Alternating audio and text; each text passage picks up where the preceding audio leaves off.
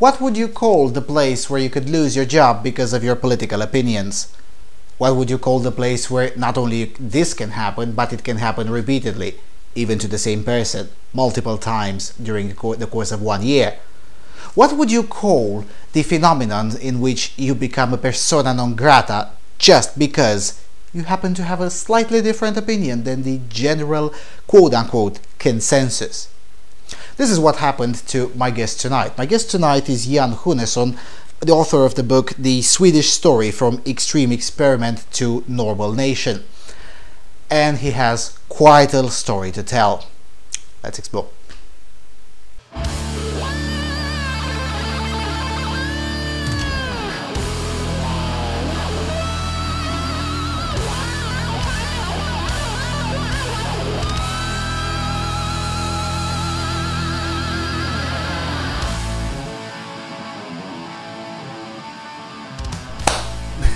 Good evening, good afternoon, good morning everyone, and still have the courage to watch this program. I'm Jan Sjunnesson with the Freedom Alternative. I'm here with Jan Sjunnesson, one of the many Swedes that I've had the pleasure to know, and one of the many Swedes who've had troubles with breaking the politically correct corridor, or the corridor of opinion, as you say it in Sweden. Yes. Tell us how that happened, because most of the people who will be watching this know nothing about Sweden. They know nothing about the corridor of opinion. So explain to my audience how Sweden works. What is Sweden? Thank you. Well, it started, I would say, about 30 years ago. So it's not a recent phenomenon, but the concept of the corridor of opinion, which in Swedish is åsiktskorridoren, that was launched in 2013. But I would say that the idea that you couldn't talk about certain things, that started in the 1980s. And it was a Swedish publicist, his name is Jan Sjunnesson. He made a program in a series of Swedish national television called Rekordmagasinet. And in 1985 he made interviews and feature stories about Romanian immigrants in Sweden who were criminal, who were fooling the Swedes and behaving badly. And he wanted to investigate whether the Romanians, they came from Bulgaria and Romania, whether they were criminal, fooling the Swedes and behaving badly. So there was a rumor around this certain ethnic group that he wanted to investigate. So, yes, there is a rumor about this group. Is this true? So he did an investigation feature story for 1 year, and it turns out, yes, they were more criminal than the Swedes, they fooled the Swedes, and they told the stories themselves, that yes, we are criminal, we like to fool the Swedes because they're very stupid. And this was featured in Swedish national television, and in 1986 it was sentenced in the Swedish national television auditing agency that said that this was not good to broadcast, although it was true. So it's true, but you can't broadcast it, which had happened. So they said that yes, you had broadcast it, but it wasn't good because it could arouse racist feelings among the Swedes, which means that the Swedes are not adult enough, mature enough to take care of their own feelings. So if they watch this program, they will go up the streets and assault the Romanians that they find there, who are behaving badly and being criminal about cars and drugs and whatever at that time. So this has been going on for 30 years, and the idea is that when a criminal behaves badly and you write a report on that, you're not supposed to say the ethnicity of that criminal. In one sense, I can understand that that statement or that conclusion, but if you have 90%, or in some areas 80 or 70% of the criminals who have a certain ethnic origin, that is interesting for the That's audience. definitely relevant for the Yeah, public. relevant. But in Sweden we have had this policy since 1980s that whether Lucian or me commits an act of crime, you shouldn't tell us Jan is a Swede and you're Romanian. But if the Romanians, sorry to say, are behaving badly to 90% more than the Swedes, I would say that that's an interesting fact. And I would agree. But why was this, and again, this thing was expanded slowly to pretty much everything, wasn't it? I mean, at the beginning of Kerry, it was about maybe a few gypsies or Romanians or Bulgarians. Yeah, it was gypsies at the time. It wasn't ordinary Romanians. I'm pretty sure about that, and I'm not surprised to hear it. But now it has been extended to everything. So, for instance, acts of violence committed by what would now be called New Svenskar. Very strange euphemism. Yes. That's a very nice euphemism. Yeah, basically the vibrant communities from places like Rinkeby and whatnot. You're not allowed to say that. How did this concept got expanded? Okay, so it started with the national television in the 80s, but why and how it got expanded over the years? I would say it's a consensus between the Social Democrats who want to have votes from the immigrant community and the, let's call it the social liberal establishment, who want to have an image of being open towards the world. So it's an idea of globalization on one hand, and the other hand is certain political parties who think that they have more voters in there. And since the 1990s, we had this coalition between the Social Democrats who want more votes and the liberals who want to show a globalist face to the world. And they have actually made a coalition that lasted for at least 20 years.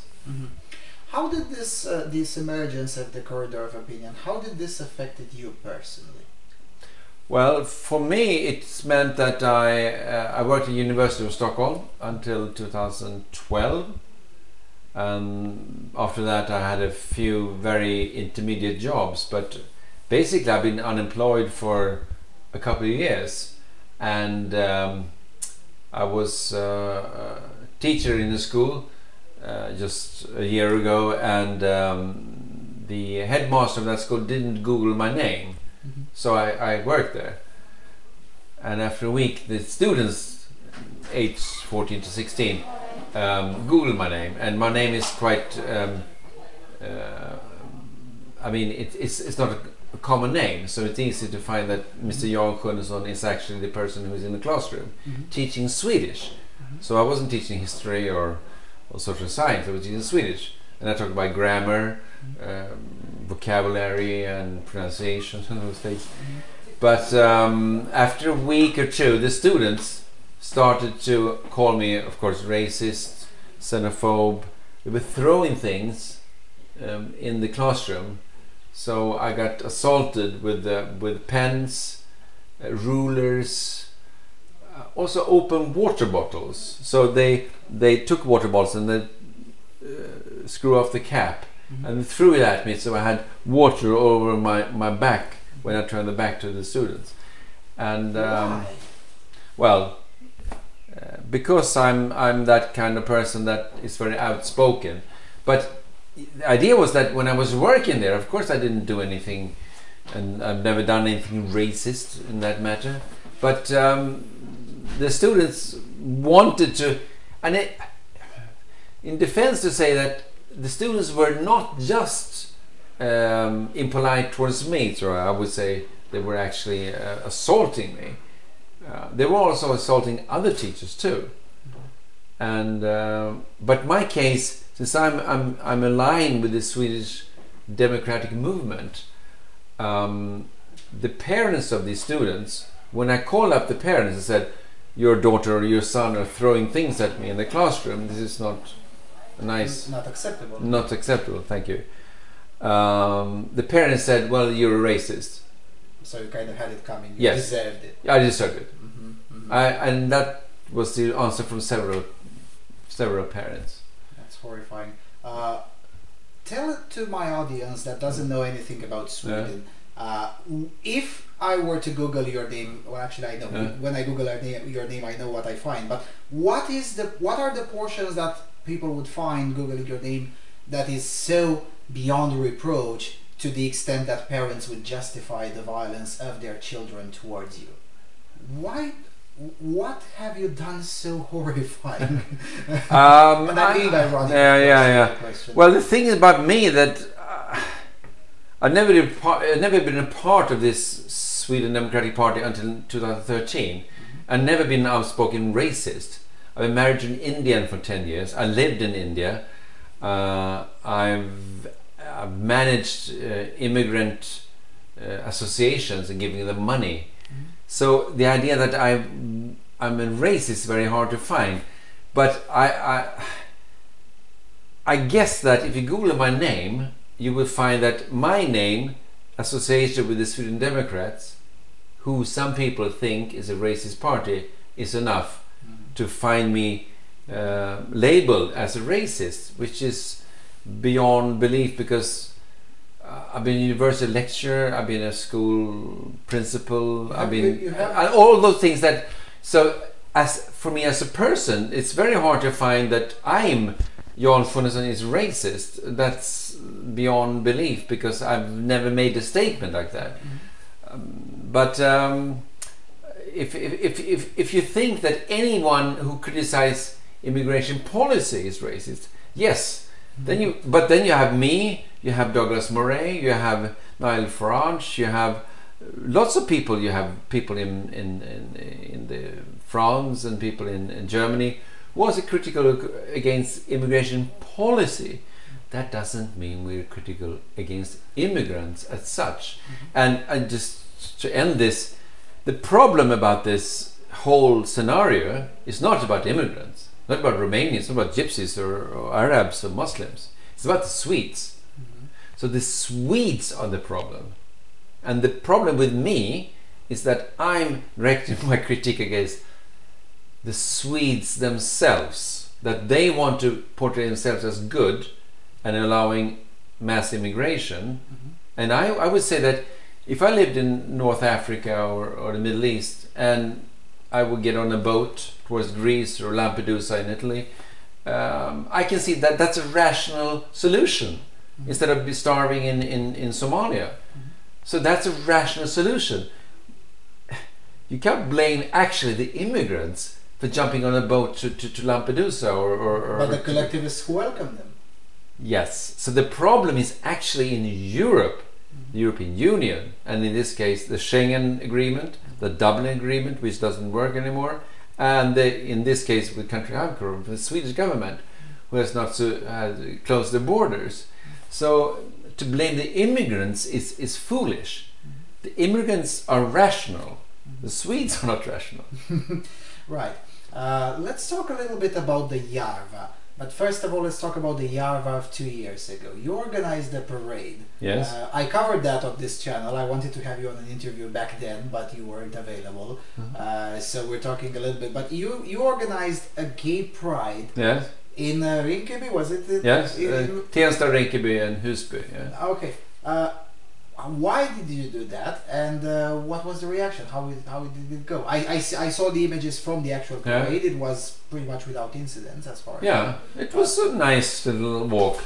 A nice walk, basically. Yeah, but the reactions to it in the press, in the cathedral media, as I like to say, were horrifying. Yes. It sounded like you dropped an atomic bomb on I did. Why did that happen? Well, you see, every summer we have something called Stockholm Pride.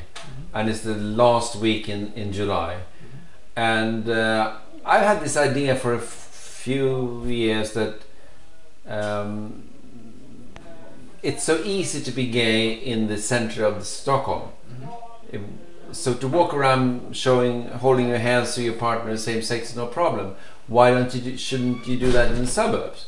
So that was my idea, and my idea was more about legislation. So in Sweden, you have legislation that says, A, you shouldn't discriminate against sexual expressions, and 2, you should be allowed to have sex with your own sex above the age of 15, which is actually you can discuss, but that's the way it is. So my idea was that the Swedish legislation is applicable in the center of Stockholm and in those suburbs. So I was actually manifesting that there's no problem if you're in the inner center of Stockholm or 15 kilometers north of Stockholm, which is where the suburbs were. So it's about geography basically. So I said, does the Swedish law apply here? And everyone said, yeah, it does, but there's some cultural problems. Okay, but does the Swedish law apply here? Yes, okay. So the manifestation was to show to the Stockholm Pride establishment that they should actually have a go at these suburbs instead of just walking around in the safe areas. The safest zones. And I actually, I've been a part of the gay community for some time, and since 1998, which was the first time I walked the Stockholm Pride. And 1998, it was strange to be gay in a way, you would say. And at that time I was more bisexual and queer, and I thought that was very cool. And I was around that community for a few years, but I would say that we were always inside the city and no one dared to go out. And I would say that the impetus from the Dutch movement around Pim Fortuyn, and of course Theo van Gogh, but also Geert Wilders, and also Dutch Moroccan mayor called Ahmed Marouch, and he did a walk in the Muslim community of Amsterdam in 2009. So that inspired me actually. So I was inspired by movements around Europe, and then you have of course people in the UK, Douglas Murray, and Malu Yiannopoulos in the US. So I would say that there is a certain surge for being proud of Western values about tolerance, about being tolerant towards sexual expressions, and those are the things that we should be proud of. So I was saying that this is a part of Sweden. We should be proud of this, and that's why I arranged this march. It didn't go so well. I mean, they accused you of needlessly stoking cultural tensions and things of that nature. I remember reading the press, and it was. I mean, I was laughing. I have to admit, I was laughing, and I made a video laughing about it because it was funny. It was objectively funny. Nevertheless, these communities have still stayed the same, or probably even have gotten slightly worse in the meantime. The areas that we're talking about, and you've heard me talking to Paul that we're going to go there on Monday. You've recently been there with an Australian crew. Yeah, a year ago. And so what should we expect? Because I want to go there and show to my own audience a bit of a flavor of at least Rinkeby. So what should we expect there? Well, it's a diaspora community. It has very little to do about Sweden and nothing to do about Romania. It's everything to do about the Horn of Africa and the Middle East. If you go there, you should have an interpreter who speaks Somali and Arabic. That's the best way to work there. I have no problem with people who speak Arabic and Somali. They're usually very nice.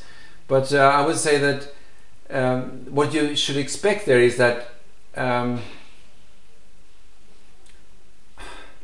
rules of Western European civilization doesn't apply there, because the mindset is the Horn of Africa, or in this case Middle East. So people tend to but of course, this is the thing about diaspora, it's a limbo. They're not in Mogadishu, or they're not in Amman or Damascus. They're actually in Stockholm. So there's also this kind of rootlessness that the people want to feel connected towards those cities, Mogadishu, Amman or Damascus, but they're actually maybe born in Stockholm, which means that and that's the whole thing about diaspora now in the Western Europe, is that the children of the immigrants want to connect more than the parents or even the grandparents. You have the problem in UK where Pakistani immigrants came in the 50s, there were secular Muslims that didn't care about anything about Islam, but then their children and grandchildren evolved to be Muslim fundamentalists. You can read that about in Kenan Malik, a book From Fatwa to Jihad. So the whole idea is that when you come to Rinkeby, it's a limbo. It's nowhere. It's a utopia.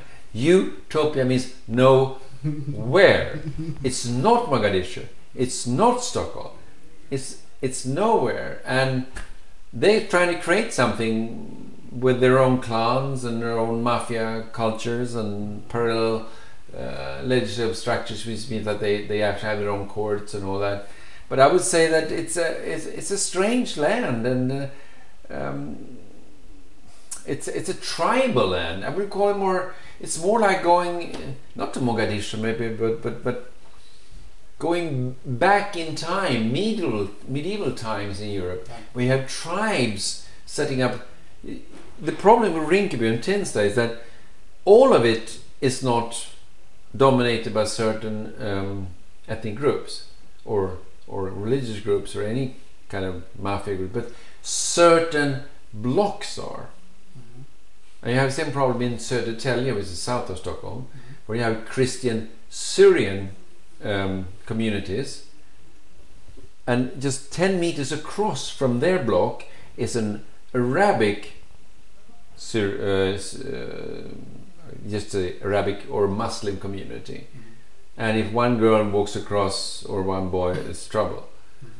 And the same thing in Rinkeby is that the whole area is infected with sectarian divisions, which means that there isn't any multicultural melting pot. It's and more says like a that salad, a segregated salad. it's very segregated, and just to make it's very complicated. It's not one Somali community. It's various. Somali sub-ethnic. consists of 6 various clans. So, clan A doesn't like clan B, doesn't like clan C, etc.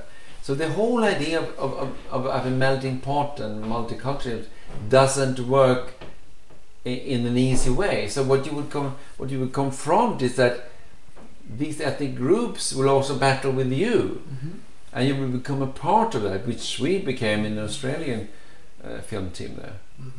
Has it gotten easier to talk about this? Because I remember reading about this and writing on some forums in Swedish about this, and I got a slap on the wrist from Swedes telling me that I shouldn't be talking about this, especially considering that I'm not Swede. And I'm like, I'm sorry, I didn't think that speaking the truth has anything to do with one's place of origin. I mean, I don't live in Sweden, but still I've seen these things, I know these things, and I'm gonna talk about them.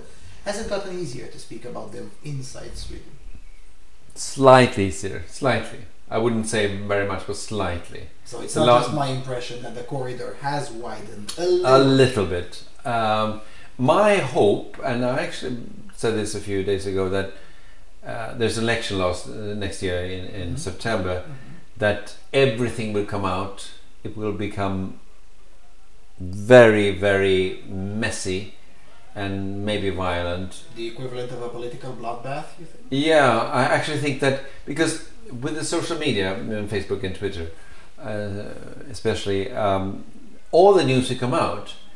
You see, some people think that until September 2018 everyone will sort of keep quiet, and you know, you have the Swedish Democrats and you have the other parties, and you know, they will battle, but the news about what's happening will not actually interfere with the political debate.